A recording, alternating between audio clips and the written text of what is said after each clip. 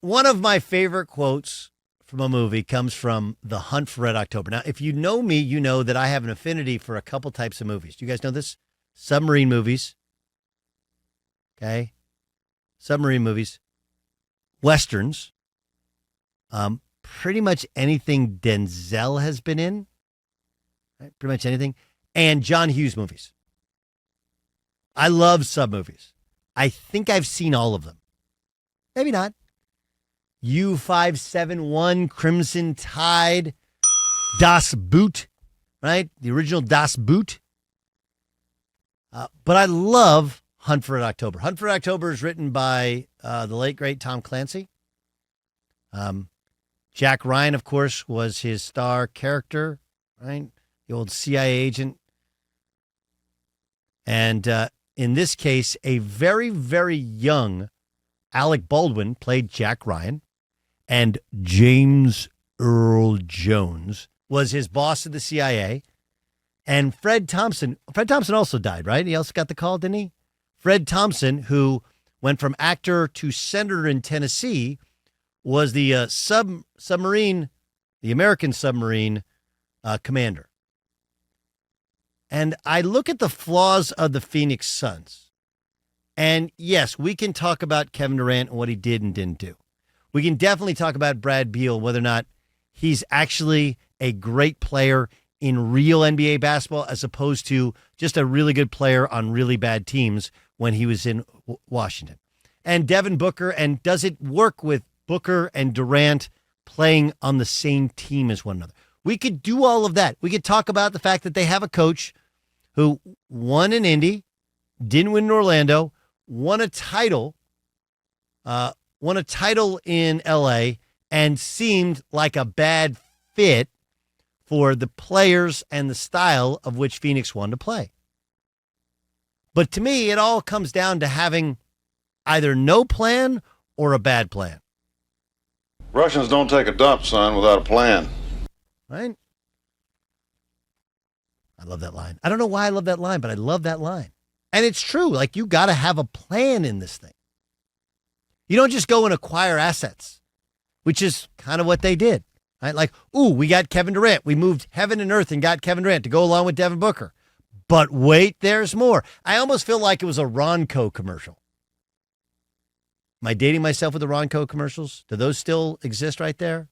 Set it and forget it. Ah! I felt like it's a Ronco commercial. Hey, don't we get Kevin Durant? But wait, there's more. And you took what they did was frankly the exact same thing the Brooklyn Nets had done when they acquired Kevin Durant and Kyrie Irving.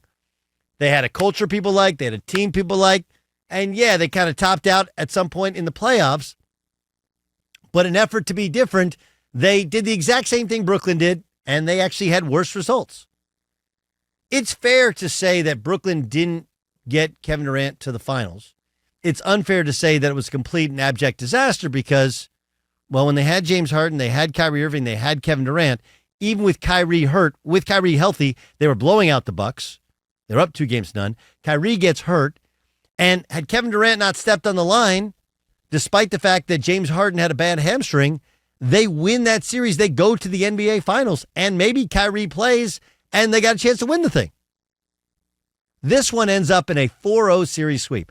And I can point to one play, and it's a play that everybody's talking about, and I can talk you through it and show how that shows you everything you need to know about the Suns. You ready for it?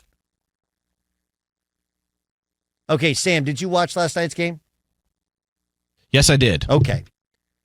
I'm going to come back to you in a second. Dan Byer, I know you did your show. Okay, I'm sure you watched sickeningly your Bucks play. You got a lot of stuff going on with your son at home. Did you watch last night's game? Yes. Okay. Jay Stu, did you watch last night's game or only highlights? No, I did not watch it. I watched highlights. Yeah. Okay, let's start with Jason. What's the one highlight everybody's talking about today? The Anthony Edwards dunk. Okay.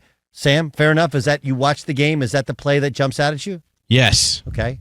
I would also say that Anthony Edwards blocking Devin Booker's dunk in addition to his dunk would be kind of the two, but definitely the one. Is that fair, Dan Byer, that the play that jumps out as the play of that game? It does sound like you're kind of peacocked over Jason, and mentioning the block that he probably didn't see, but yes, it was the dunk. Right. So on that dunk, here's what happened. Ready? Okay. We talk about teams, and there's an expression, especially in basketball. You ever heard this? Connected teams. No, they're just a connected team. Right? Just a connected team. It's like us as a kind of a show unit. You got to be kind of connected show unit, connected team. Okay, so Anthony Edwards has the ball on the left wing. He's coming down the court in the left wing. When you're coming towards the basket, you go right at a guy. That's called going downhill. That's called downhill basketball. Now, he's technically not really going downhill because he did stop to go through his legs and then faked a crossover, right? Okay, Devin Booker is at the top of the key. There's no offensive player within 15 feet of him. So Devin Booker being at the top of the key means that's one, where your help is, and two, Devin Booker's actually supposed to double team the basketball there. Supposed to put two on the ball, get the ball out of Anthony Edwards' hands. So there's two mistakes in one. One, Brad Beal, the only place you're not supposed to send the ball is to the baseline. And where Devin Booker is supposed to be is right next to him to double team him. So Booker's wrong for not coming early, and Beal is really wrong because he reached, got beat to the baseline instead of sending the ball to the middle to where his help is, where a double team is. And then Kevin Durant, the third of the three stars, is the low man. His man is on the opposite side of the ball. He's below the backboard. And I don't know if you guys know. Do you guys know there's a little hash mark down there on the court? Okay, there's a little hash mark on the court on the baseline. That position is called the dunker. I'm sure you've heard of it before, right? So he's guarding the dunker. Well, the second, okay, you're not allowed to stay 3 seconds in the key, but when Anthony Edwards has the ball in the wing, he's supposed to, one, be in the lane, and then two, as he drives, be on the ball side of the lane, stopping the basketball with his body, where then they can trap the ball and get the ball out of his hands. He is the last line of defense, and he's late. So Beal reaches and doesn't send him to the middle. Booker's not double teaming, even though he's where he's supposed to be early. He should be double teaming. And then Kevin Durant is late, and so they get dunked on, and the series was over, and it becomes a highlight. Here's the play. 10 to shoot. Edwards. Oh, Edwards! A signature slam! It was a perfect call from the great Iron Eagle. A perfect call. Because even with that, right before that dunk, it was a close game. It was like a 4-6 point game, and that ended. It was over. And it wasn't just over because of the score. It was over because you had three guys who were on the same team that all liken themselves as some form of superstars, unable to talk, work together. And what does that mean? They're not connected. Because they didn't realize, okay, in putting this team together, that Brad Beal was not ready for that level of play. Brad Beal discombobulated before all of us. Did you guys see Brad Beal foul out on purpose? I mean, there's no other explanation for what happened. He turns the basketball over, going to the baseline, turns and yells at the bench to review the play. He does the circle thing. They don't, because it looked like it was off on him and they only had one timeout left. He goes down the other end of the court and fouls with 5 fouls just out of nowhere because he was so frustrated. He just wasn't ready for that. You play a decade in the NBA and you think your whole life, I can't wait to get to the NBA playoffs. This is what it's like. And then all of a sudden, you're not as good and your team's not as good as you thought. And then in a must-win game, you play terribly. He discombobulated. So they didn't know what they were getting in Brad Beal. Plus, he wasn't healthy most of the year, so it's hard to build a team. Durant and Booker, they just didn't seem like they worked together well. And you have a head coach who's a data guy, who's an ultimate preparation guy, who's a film guy, and Kevin Durant famously is not. Oh, yeah, by the way, do you guys remember this time last year when they were looking for a new head coach and they decided that Kevin Young wasn't going to be their head coach? Now he's the BYU head coach, but he was going to stay on as an assistant. That doesn't work. Right? That doesn't work. It's really, really hard. Everyone has to really sacrifice their egos for a guy who was up for the job to then be second chair for the job. So you make 2 trades, not thinking about whether or not it fits together well. You trade away your star center, DeAndre Ayton, for 2 backups.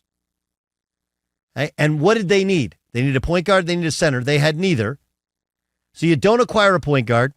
You trade away your center kind of out of spite. You put together a coaching staff, which in and of itself doesn't fit, a coaching staff which probably doesn't fit with the personnel, and then the players don't necessarily fit together. And you have a non-connected team. And the perfect embodiment of it is that one play, which becomes the signature play for the other team and the other great player, but really should be the signature for why the Phoenix Suns were a car fire. If you don't have a plan, it becomes like the late, great John Wooden's expression. You ever heard this one? Failing to prepare is preparing to fail. Maybe they should have put a Russian in charge. Russians don't take a dump, son, without a plan. Right? Gotta have a plan. Gotta have a plan. You do have to have a plan when you take a dump, though, right? You got to like make sure when you sit down, you check out, like, do I have, you ever gone really, you had to go really bad, you go down, you sit down, you go, and you're like, oh my God, no toilet paper. The worst. The worst. We need to do that one in a pod. That's more of a podcast discussion. Maybe it's a game time thing for you at some point, Dan Byer. It's, you don't have toilet paper, you're in a public restroom, what do you do?